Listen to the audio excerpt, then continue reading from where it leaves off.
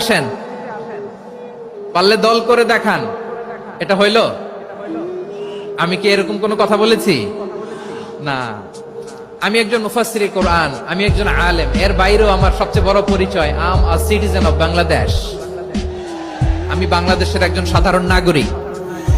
আমার দেশের যে কোনো সমস্যা, যে কোনো ইনকনসিস্টেন্সি, অসঙ্গতি নিয়ে মত প্রকাশের স্বাধীনতা আমার আছে না নাই? আপনারাই তো বাক স্বাধীনতার কথা বলেন, ফ্রিডম অফ স্পিচের কথা বলেন, বাক স্বাধীনতার কথা বলেন।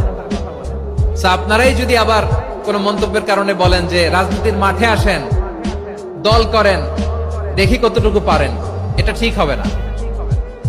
তাই প্রিয় ভাইয়ের, আসুন আমরা দল মত নির্বিশেষে কাঁধে কাঁধ মিলিয়ে সোনার বাংলাদেশ গড়ি, দুর্নীতি মুক্ত বাংলাদেশ গড়ি, যে বাংলাদেশের জন্য রক্ত দিয়েছে আবু সাইদ,